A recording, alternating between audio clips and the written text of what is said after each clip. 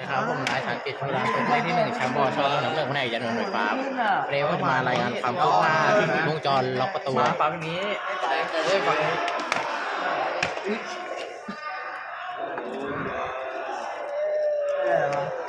ไปแล้วไม่รู้ไม่มองตรงนี้ท่องเลยไฟมันขึ้นเลยโอ้ยไม่ไหว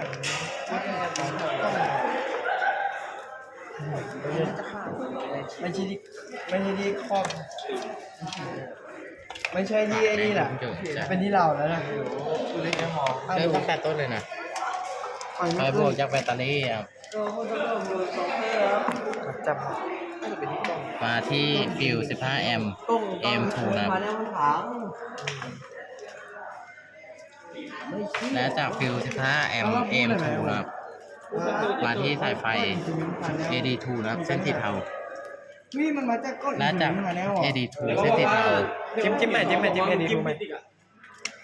เนี่ย AD2 ชัวร์แล้วหรอน้อยชัวร์แล้วอะไรนะแต่คุณจิ้มให้มันดูเฮ้ยเราต้องไม่มาขึ้นอย่างนึงนี่ปั๊บจิ้มมันไหนชัวร์แล้วหรอและจากสายไฟเส้นสีเทา AD2 นะครับไปยังกลับไปได้เหรอไม่รู้จิ้มไว้ก่อนเดี๋ยวผมหัดหน้าไปบอกไม่เข้าหน้าปลั๊กต่อร่วมนะครับ B1 นะครับพอเห็นเลยก็ดีโคตรหลอนเลยอย่างเงี้ยนี่ไงและจากปลั๊กต่อร่วม B1 นะครับ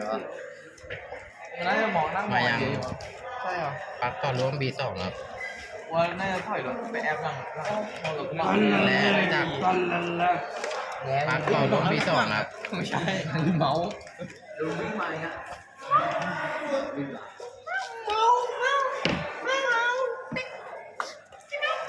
กลับมาที่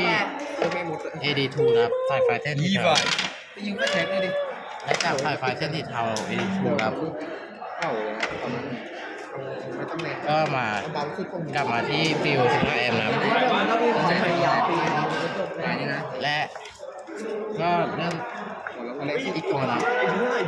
ไฟบวกจากแบตเตอรี่นะครับมาที่ฟิว 7.5 แอมป์นะครับชื่อเรียกว่าอะไรนะ ACUB เฮ้ยกินอะไรไหมมันอะไรเนี่ยที่เอาอัพกินเนี่ยจะให้อ่ะจะให้และกินจากฟิว 7.5แล้วมันช่วยอะไรได้มันฟิว 7.5 B แล้วมึงเผาหัวไปทำงานแล้วช่วยอะไรได้มันก็ทำให้มันติดกันมันรุดมายังสายไฟเส้นสีฟ้า A1 สนุกอย่างนี้กูตกนะนี่ครับอยากเล่นไงอยากเล่นอะไรโอ้ยหนักโอ้ยหนักอาจารย์ช่วยผมด้วยอาจารย์คำนวณมาเล่นกันแล้วเล่นอาจารย์อยากมาเป็นสต็อกเลยนี่นะไม่ติดหรอเอาปากกามาดิไปบูล่า